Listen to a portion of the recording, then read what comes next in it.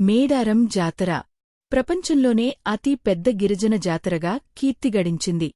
ఇక్కడి వనదేవతలను దర్శించుకునేందుకు భక్తులు ఎక్కడెక్కడినుంచో తరలవస్తుంటారు. తెలంగాణ రాష్ట్రం ఏర్పడ్డాక 2014లో మేడారం జాతరను ప్రభుత్వం రాష్ట్ర పండుగగా గుర్తించింది. అయితే మేడారానికి ఇంతటి ప్రాశస్త్యం ఎందుకు దక్కింది? ఇక్కడ వనదేవతలుగా కొలిచే సమ్మక్క సారలమ్మ ఎవరు? జంపన్న వాగు ప్రాముఖ్యం ఏమిటి? అసలు ఈ జాతరను ఇంత వైభవంగా ఎందుకు నిర్వహిస్తున్నారు వంటి సందేహాలు చాలామందిలో ఉన్నాయి.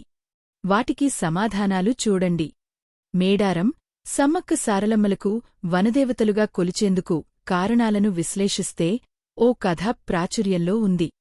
పూర్వం కోయదొరలు వేటకోసం అడవికి వెళ్లిన సందర్భంలో అక్కడ వారికి పెద్ద పులుల కాపలా మధ్య ఓ పసిపాప కనిపించింది. ఆ పాపను కోయదొరలు గుడారానికి తీసుకెళ్లి దాచారు. పాప గూడెనికి వచ్చినప్పటినుంచి అన్నీ శుభాలే జరగడంతో కొండదేవతే ఆ రూపంలో ఉందని నమ్మారు. మాఘశుద్ధ పౌర్ణమి రోజు ఆ పాపకు సమ్మక్క అని నామకరణం చేశారు. సమ్మక్కను ఆ ప్రాంతపు కోయ చక్రవర్తి మేడరాజు పెంచి పెద్ద చేశాడు. క్రీస్తు శకం 1260 నుంచి 1320 కాలంలో, అంటే కాకతీయుల ఏలుబడిలో ఇప్పటి జగిత్యాల జిల్లా ప్రాంతంలోని పొలవాసను గిరిజన దొర మేడరాజు పాలిస్తూ ఉండేవాడు. ఇతను తన మేనల్లుడు మేడారం పాలకుడైన పగడిద్దరాజుకు ఇచ్చి వివాహం చేశాడు.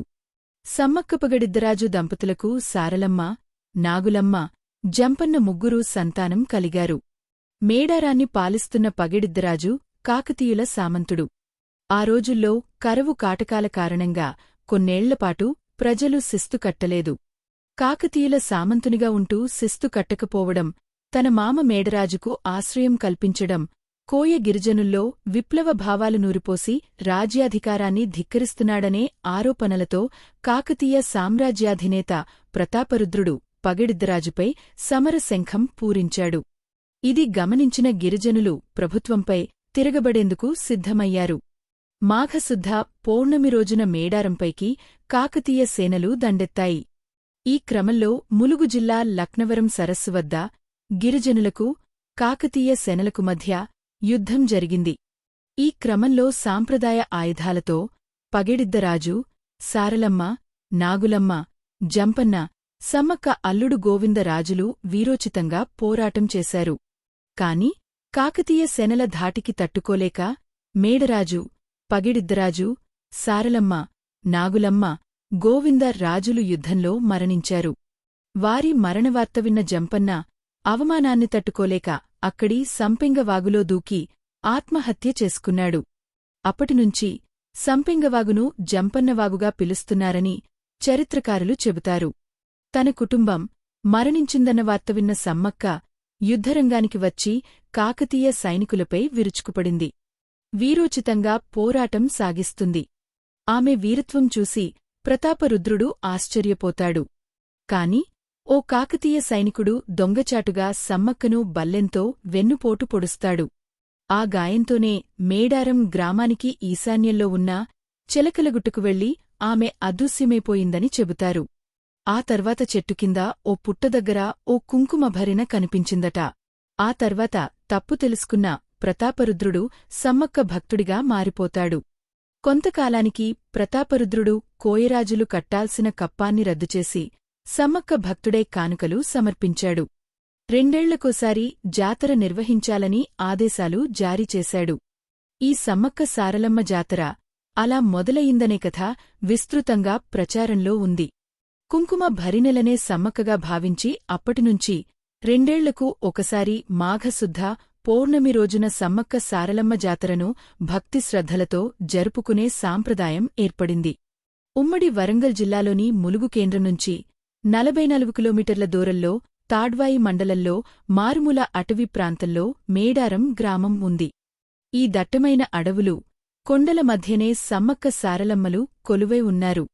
4 రోజుల జాతరలో భాగంగా గద్దెనెక్కిన దేవతలు చివరికి వనప్రవేశం చేస్తారు. దీంతో మహాజాతర ముగుస్తుంది. ఆసియాలోనే అతిపెద్ద గిరిజన జాతరగా ప్రసిద్ధి చెందిన మేడారం సమ్మక్క సారలమ్మ మహాజాతర నేటినుంచి 4 రోజులపాటు ఘనంగా జరగనుంది.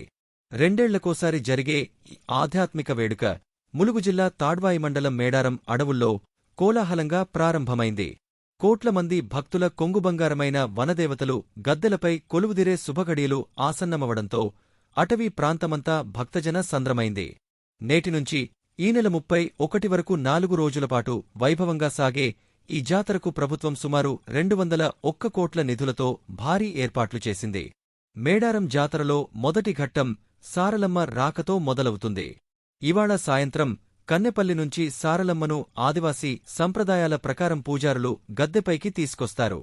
అదే సమయంలో మహబూబాబాద్ జిల్లా పూనుగండ్ల నుంచి సమ్మక్క భర్త పగడిద్దరాజు, కొండాయి నుంచి గోవిందరాజులు పెళ్లికొడుకుల రూపంలో కాలినడకన మేడారానికి చేరుకుంటారు. జాతరలో అత్యంత కీలక ఘట్టం గురువారం నాడు జరిగే సమ్మక్క ఆగమనం. చిలుకలగుట్టపై నుంచి కుంకుమభరిన రూపంలో ఉన్న సమ్మక్కను పూజారులు గద్దెపైకి తెచ్చే సమయంలో పోలీసులు గాల్లోకి కాల్పులు జరిపి గౌరవ వందనం సమర్పిస్తారు. శుక్రవారం నాడు భక్తులు దేవతలకు నిలువెత్తు బంగారం సమర్పించి మొక్కులు చెల్లించుకుంటారు. శనివారం దేవతల వనప్రవేశంతో ఈ మహాక్రతువు ముగుస్తుంది.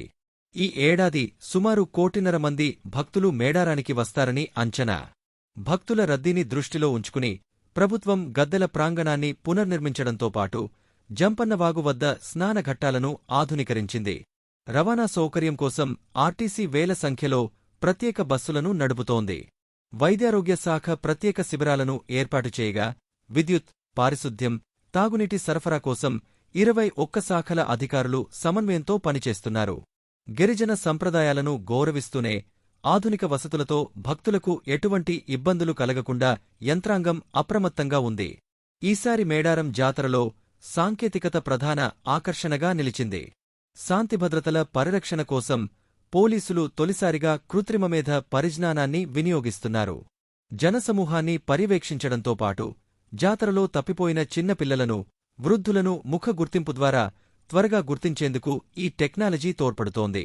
వేల సంఖ్యలో సీసీ కెమెరాలు, డ్రోన్ల నిఘాతో జాతరను హైటెక్ హంగులతో నిర్వహిస్తున్నారు. జాతరలో భాగంగా మంగళవారమే పగడిద్దరాజు పయనం మొదలైంది. పూనుగండ్ల గ్రామంలోని పెనుక వంశీయుల ఆధ్వర్యంలో పగడిద్దరాజును పెళ్లికొడుకుగా ముస్తాబు చేసి సుమారు 62 కిలోమీటర్ల మేర అటవీ మార్గంలో కాలినడకన మేడారానికి తీసుకువస్తున్నారు.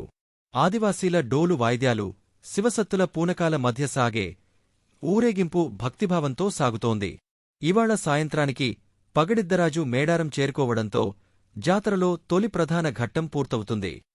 మేడారం జనారణ్యమయింది. మహాజాతర ఆరంభ ఘడియలు సమీపిస్తున్న వేళ పిల్లాపాప, చిన్నాపెద్ద సకుటుంబ సమేతంగా ఊళ్లన్నీ ఆదివాసి తల్లుల చెంతకు చేరుతున్నాయి.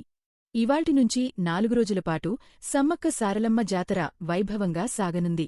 రెండేళ్లకోసారి అత్యంత వైభవంగా జరిగే మేడారం మహాజాతరకు అంతా సిద్ధమైంది.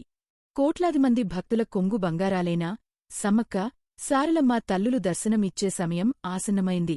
ఆదివాసీ పూజారులు, డప్పు శబ్దాలు, డోలు వాద్యాల నడుమ సారలమ్మ, పగడిద్దరాజు, గోవిందరాజులు ఇవాళ సాయంత్రం గద్దెలపైకి రానున్నారు. మహబూబాబాద్ జిల్లా గంగారం మండలం పూనుగుండ్ల నుంచి బయలుదేరిన పగడిద్దరాజు మంగళవారం రాత్రి గోవిందరావుపేట్ మండలం లక్ష్మీపురంలో బస చేశారు. అక్కడినుంచి కాలినడకన ఇవాల్టి రాత్రికి జంపన్నవాగుకు చేరుకుంటారు. ఇదే సమయంలో కన్నెపల్లి నుంచి సారలమ్మ, ఏటూరునాగారం మండలం కొండాయి నుంచి గోవిందరాజు సైతం జంపన్నవాగు వద్దకు చేరుకుంటారు. భక్తుల జయధ్వానాల మధ్య గద్దెలపైకి చేరుకుంటారు. సమ్మక్క తల్లి భర్త పగిడిద్దరాజును పెళ్లి కుమారుడిగా ముస్తాబు చేసేందుకు మంత్రసీతక్క పట్టు వస్త్రాలను పెనక వంశీయులకు అందించారు. జాతరను పురస్కరించుకుని మేడారం విద్యుద్దీప కాంతులతో శోభాయమానమైంది. పరిసరాలన్నీ భక్తులతో కిటకిటలాడుతున్నాయి. ఉదయం నుంచి రాత్రి వరకు క్షణమైనా విరామం లేకుండా దర్శనాలు సాగుతూనే ఉన్నాయి. జాతరలో అత్యంత కీలక ఘట్టం సమ్మక్క ఆగమనం. ఆ వనదేవతను గురువారం కొక్కెర కృష్ణయ్య నేతృత్వంలో మేడారం సమీపంలో చిలుకల గుట్టపైనుంచి తీసుకొస్తారు. ఆ తర్వాత కుంకుమభరిన రూపంలోని సమ్మక్కను తీసుకొచ్చే గౌరవసూచకంగా ఎస్పీ సుధీర్ రామ్నాథ్ కేకన్గాల్లోకి కాల్పులు జరుపుతారు. అనంతరం సమ్మక్కను గద్దెపై ప్రతిష్ఠిస్తారు. శుక్రవారం భక్తులు దర్శించుకుని ఎత్తు బంగారాలను సమర్పించడం అక్కడ ఆనవాయితీ. శనివారం దేవతల వన ప్రవేశంతో జాతర ముగుస్తుంది. వనదేవతల దర్శనం కోసం రాష్ట్రం నుంచే కాకుండా ఇతర రాష్ట్రాల నుంచి సైతం భక్తులు తరలివస్తున్నారు. ఆర్టీసీ, ప్రైవేటు వాహనాలన్నీ మేడారం బాటపడుతున్నాయి. మహాజాతరను ప్రతిష్ఠాత్మకంగా తీసుకున్న సర్కార్ అన్ని ఏర్పాట్లు చేసింది. 2 కోట్లకు పైగా భక్తులు వస్తారనే అంచనాతో తాగునీరు, విద్యుత్, పారిశుద్ధ్యం, రహదారుల సౌకర్యం కల్పించింది. 42,000 మంది అధికారులు, 5,000 మందికి పైగా వైద్యులు, సిబ్బంది భక్తులకు సేవలందించనున్నారు. మేడారం మహాజాతర ఈసారి సాంకేతికతకు చిరునామాగా మారింది. ముఖ్యంగా పోలీసులు కృత్రిమ మేధ ఉపయోగించి అనేక సౌకర్యాలు కల్పించారు. అంతేకాదు, తప్పిపోయిన చిన్నారులను గుర్తించే పరిజ్ఞానాన్ని మొదటిసారిగా వినియోగిస్తున్నారు. రహదారులు, భవనాలు, పంచాయతీరాజ్, విద్యుత్తు, నీటిపారుదల, గిరిజన సంక్షేమ, దేవాదాయ, ఆర్టీసీ, పోలీసు, వైద్య, అగ్నిమాపక తదితర 21 శాఖల సమన్వయంతో భారీ ఏర్పాట్లు చేశారు. ఈ జాతరకు నెల రోజుల నుంచే మేడారానికి భక్తుల రాక ప్రారంభమైంది. ఇప్పటివరకు సుమారు 50 లక్షల మంది దర్శించుకున్నట్లు అంచనా. మేడారం